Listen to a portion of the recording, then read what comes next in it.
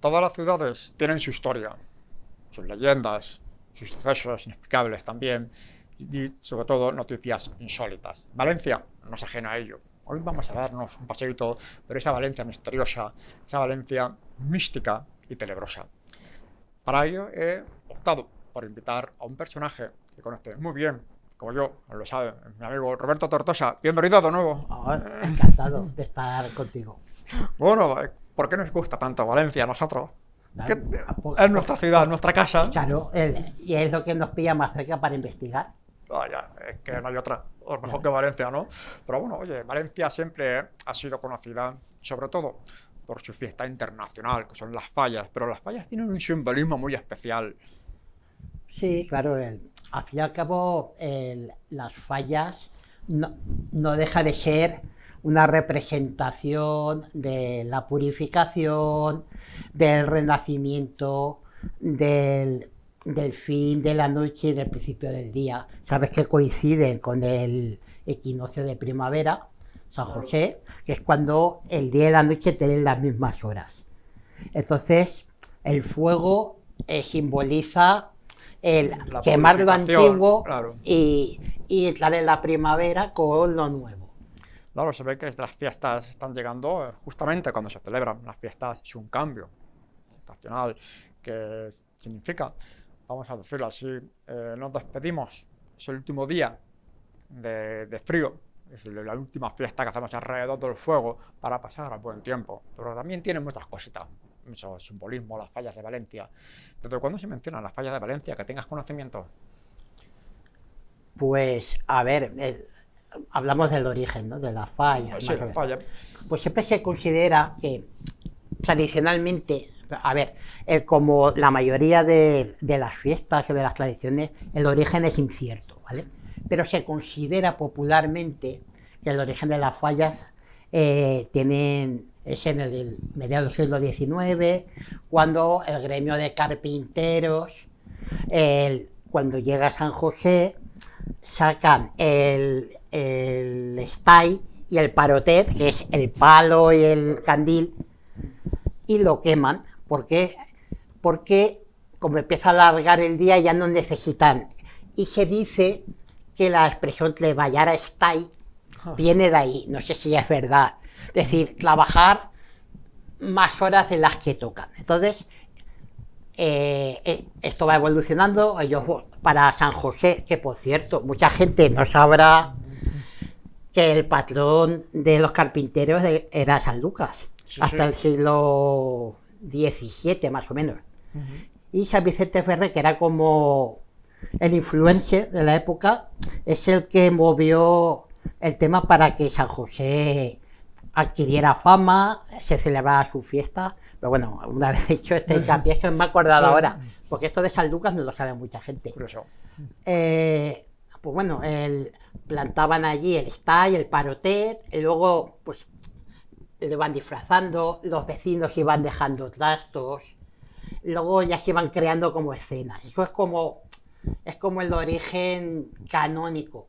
Todos sabemos que eso no es así, porque la palabra falla viene de facua, del latín, que significa hoguera, antorcha. En Valencia, como en casi todas las culturas, el fuego es importante. Hay documentos del siglo XVI, XVIII, que ya se hablan de que la gente hacía hogueras en la calle y quemaba muñecos. Pero si vamos hacia atrás, hay ritos en la huerta, ritos de fertilidad, ritos de mortuorios, todos relacionados con las hogueras. Supuestamente son los primeros orígenes de la falla tradicional, la fiesta tradicional que nosotros vamos conociendo. Pero tengo yo datos, por ejemplo, que incluso, digamos, hace siglos, ojo, muchos siglos, se hacían referencias a hacer unas fiestas de hogueras, de fogueres, Sí. en este caso en lo alto de la Torre del Miguelete. Claro. Claro. Eso era lo que eran las facuas, Podía que viene de la los transformación. romanos, porque los romanos encendían hogueras en las torres, como en la película del Señor de los Anillos, cuando se van encendiendo todas las torres, pues eso es lo que hacían los romanos. Y esa palabra viene de esa costumbre de encender las hogueras en el Miguelete, viene precisamente de los de los romanos. O sea que nos estamos remontando casi hasta la prehistoria. Entonces, siempre ha habido, y tú sabes, que todas las fiestas religiosas, casi todas las fiestas religiosas, lo que han hecho ha sido asimilar las fiestas paganas.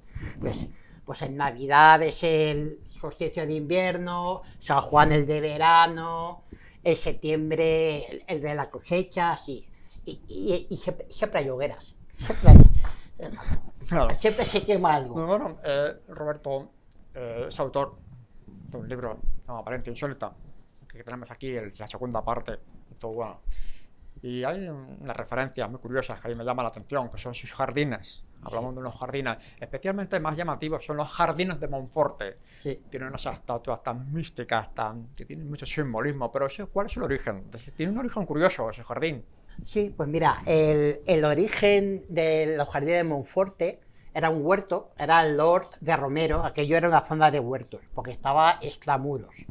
Entonces, Romero era Juan Bautista Romero, marqués de San Juan.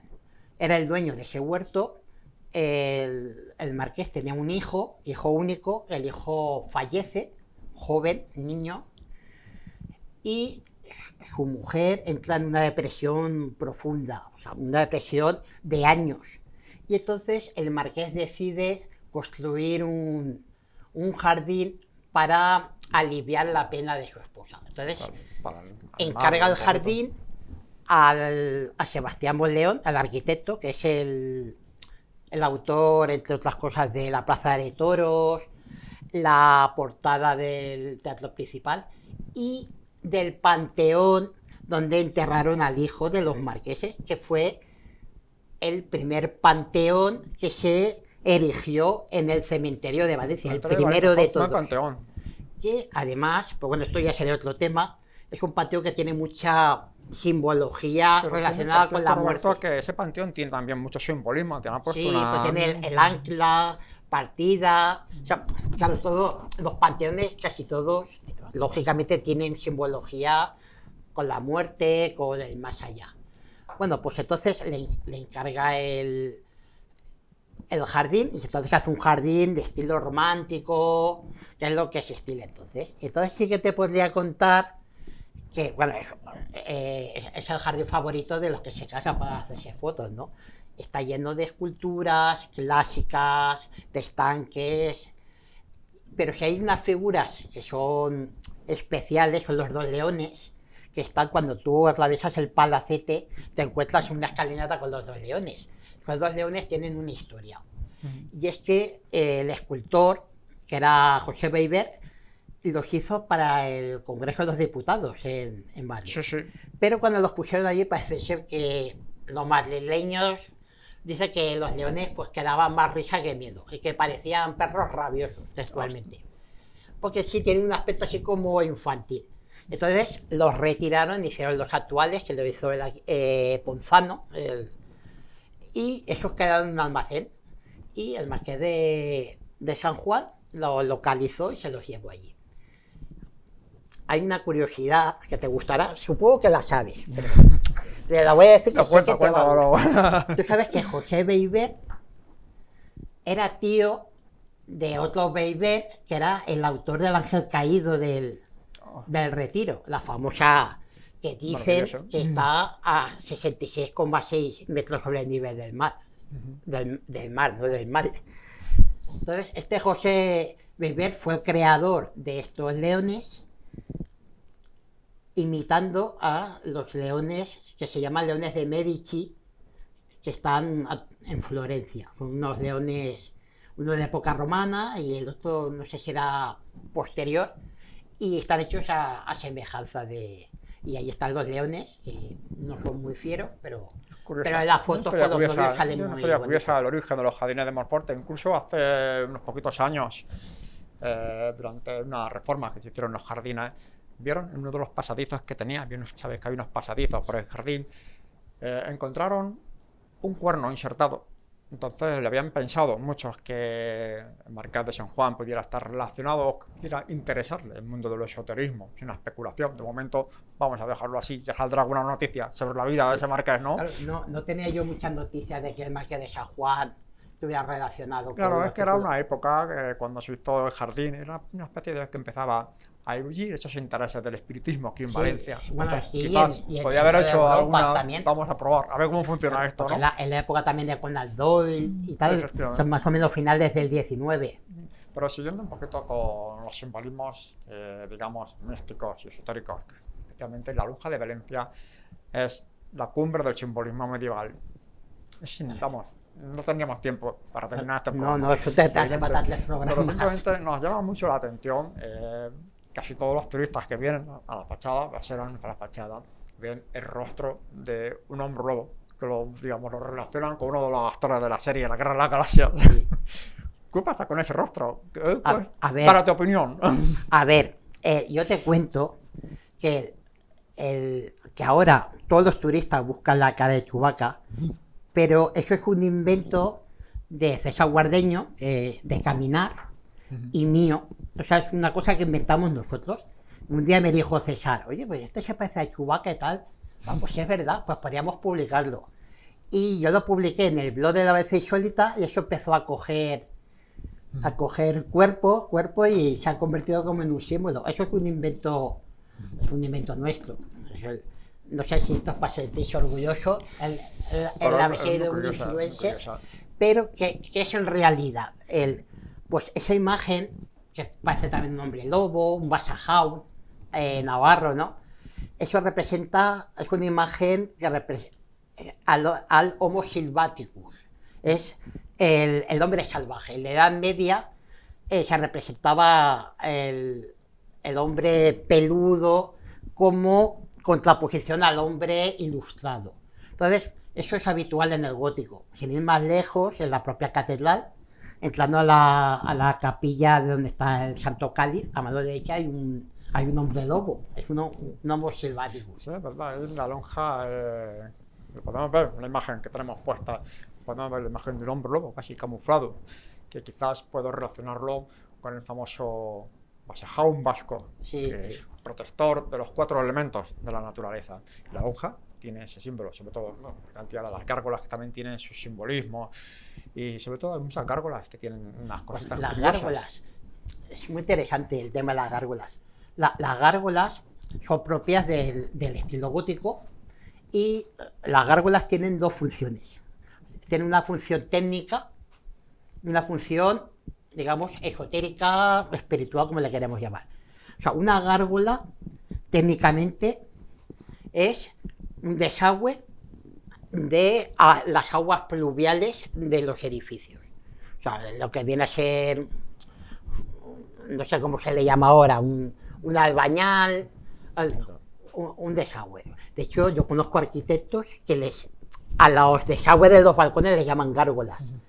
Entonces, de hecho, el origen de la palabra es gargulio, en latín significa garganta, porque por las gargantas pueden tirar el agua. Vale, eso es el elemento técnico. Ahí en iglesias, eso que son más bases, se parecen como cañones. Entonces, lo que se hace es que se le da un aspecto como fiero, porque la gárgola lo que pretende es decir, voy a espantar el mal, y que el pueblo sepa que aquí está protegido. Digamos que por eso son monstruosos, es decir, vamos a ser más monstruosos que el propio mal.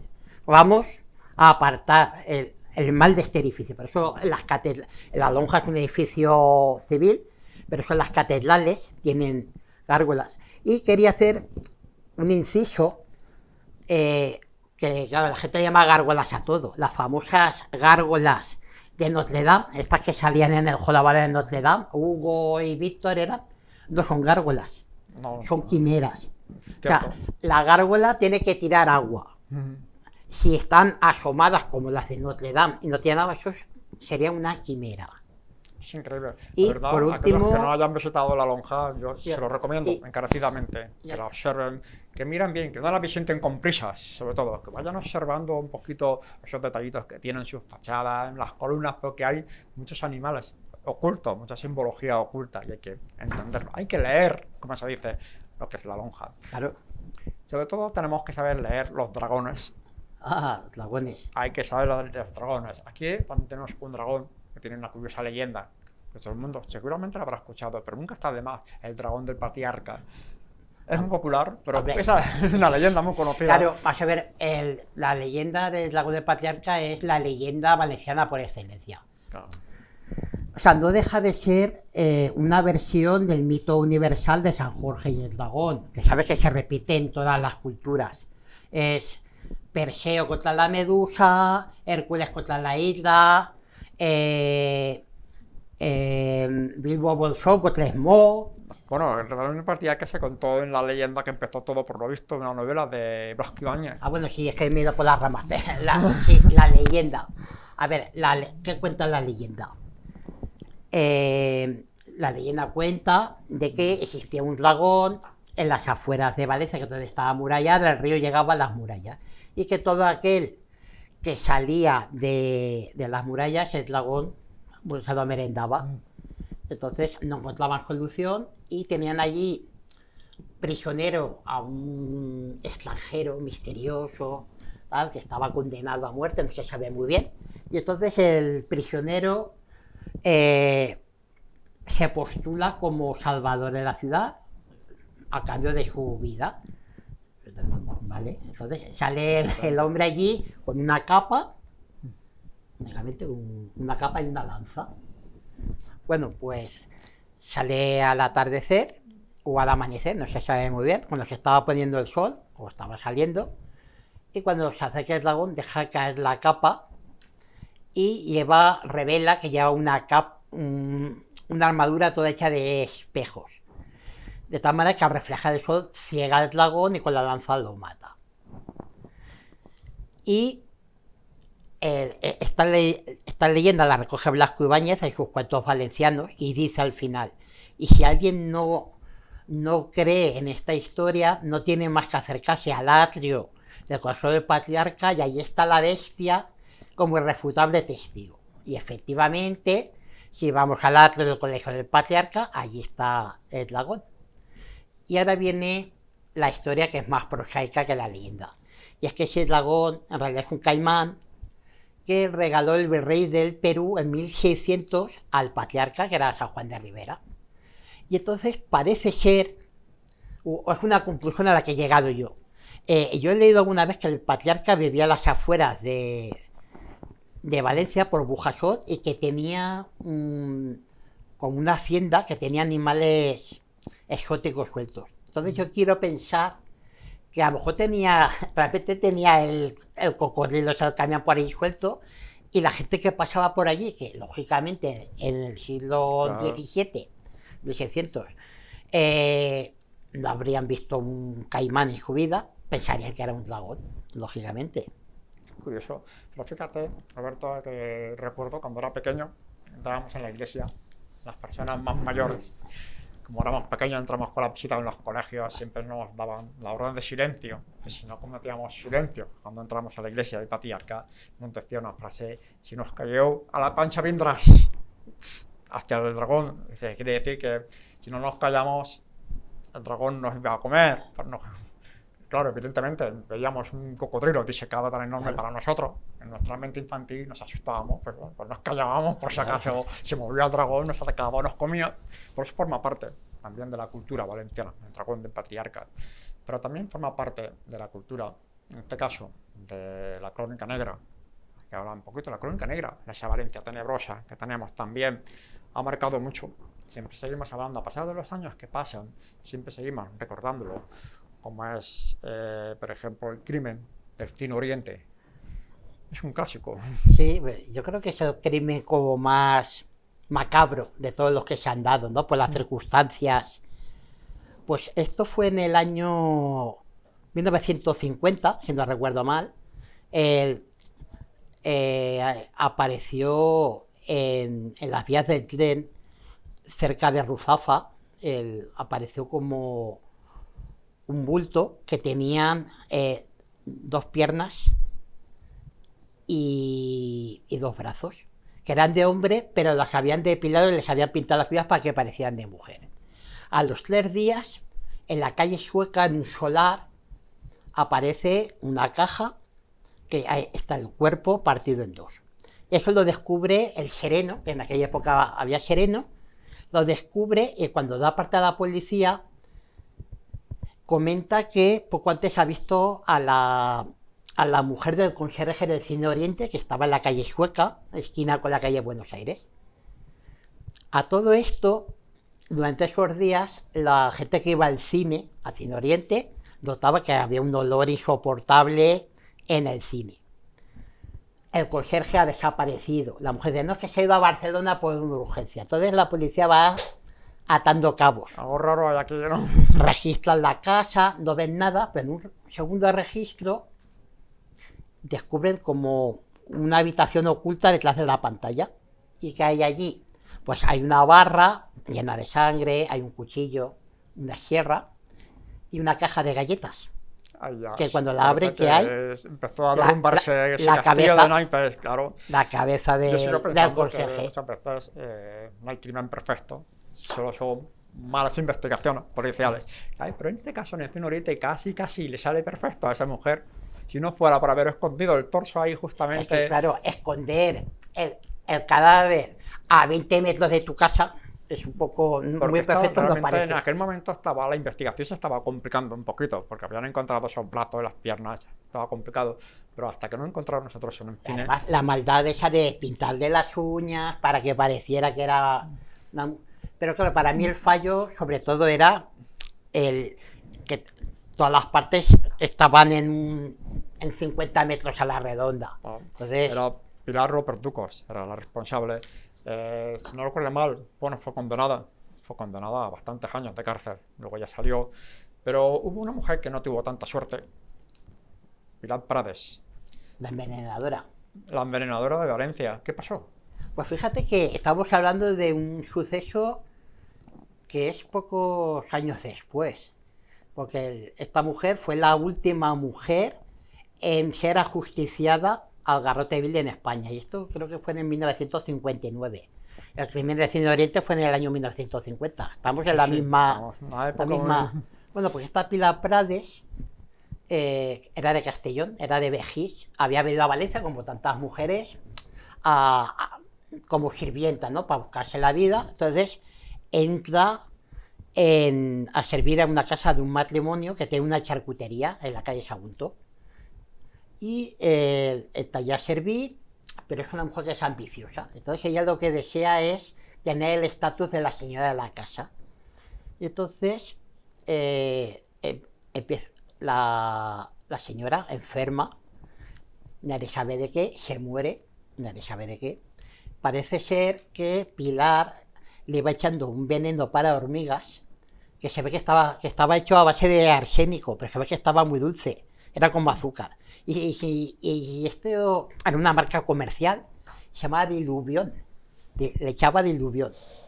Y bueno, la señora se muere y al día siguiente, a los 2 días del entierro, ella se viste como la señora en la charcutería. Entonces el marido no le gusta que ella intente usurpar y la despide.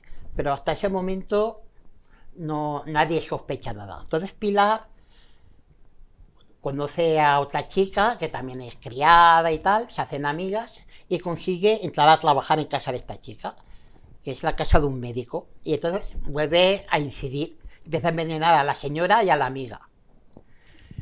Pero ¿qué pasa? Es que el señor de la casa es médico, entonces empieza a sospechar, hace unas pruebas médicas, se entrevista con el charcutero, ponen una denuncia a la policía y exhuman el cadáver de la charcutera y descubre que está envenenada. Entonces, cuando registran, ves que Pilar tiene frascos de diluvión allí. Entonces es condenada. Ella siempre dijo que ella era inocente, luego al final decía que es que se había equivocado, que era analfabeta, que no sabía leer, y es condenada a garrote vil, y es la última mujer, no, la última mujer no, la última persona en ser, no, la última mujer, perdón, Sí, en bueno, ser Pilar Paredes fue ejecutada condenada, al garrote vil, la última al garrote mujer. vil. Pero fíjate, Roberto, que para poder cumplir la ley hace falta un personaje muy importante, que es el verdugo. El verdugo. Hace falta un verdugo, a ver quién se atreve a dar ese paso. Aquí en Valencia, aunque bueno, tuvimos el dudoso honor, vamos a decirlo así, de tener la casa del último verdugo público, cuidado, público, porque desde entonces ya se hicieron las ejecuciones, digamos, privadas, alejadas a ojos de las personas. Y lo tenemos en la calle Angosta. Ahí Calle esa Angosta casita, de la Lonja. aún sigue esa casa. Sí, y lo que pasa es que está tapiada la puerta, pero si pasa por allí, sí se ve la casa donde ¿Y ahí vivía. quién vivía? ¿Quién vivía? ¿Es un Vivía el último verdugo que se llamaba Pascual Ten, favorito? ¿vale? Y es famoso entre comillas, dentro de la crónica negra, porque, como bien has comentado, se encargó de la última ejecución pública en España. Pero no fue en Valencia, fue en Murcia. La protagonista de la historia se llamaba Josefa Gómez y era conocida como la perla murciana porque era una mujer de gran belleza. Esta mujer, igual que Pilar, había envenenado a su marido y a una criada que tenía 14 años y fue condenada a muerte, y Pascual, que era el verdugo de Valencia, se trasladó a Murcia. Estamos hablando de 1896, para que sepamos. Se trasladó a Murcia para ejecutar a la perla, y dicen que cuando la vio se enamoró de ella. No sé, esto posible que forma parte de la leyenda. Y entonces pidió clemencia. Esto parece ser que sí que es verdad, que pidió clemencia para ella y no lo consiguió, obviamente, la ejecutaron y a él fue cesado del cargo porque era un desprestigio que un verdugo pidiera clemencia por una víctima. Entonces tenemos a la última víctima, como has dicho tú, de una ejecución pública. A partir de ahí siempre se hicieron en recintos penitenciarios, porque como Pilar, la envenenadora, fue ejecutada en la cárcel Modelo. Y este fue el último verdugo público que vivía en la calle Angosta. Actualmente además que está su casa tapiada y Sí. no es visitable, que sepamos, no es visitable. Y ahora me viene a la cabeza la similitud de ambos casos, a pesar de la distancia de los años, porque hablamos de 1896 y la envenenadora en 1959 es cuando fue ejecutada. Por la similitud con el verdugo, porque en el caso de Pilar el verdugo también flaqueó porque era mujer y se ve que le ayudaron dándole alcohol para que estuviera animado. Vale. Y yo creo que esa escena la cogió Berlanga para la película de Verdugo, que es, no sé si es del año 63, poquitos años después, la escena que José Isbert no se atreve a ejecutar al reo y le dan de beber. Yo creo que se basó en ese suceso, Berlanga, para hacer el verdugo. De historias que tenemos que contar por aquí.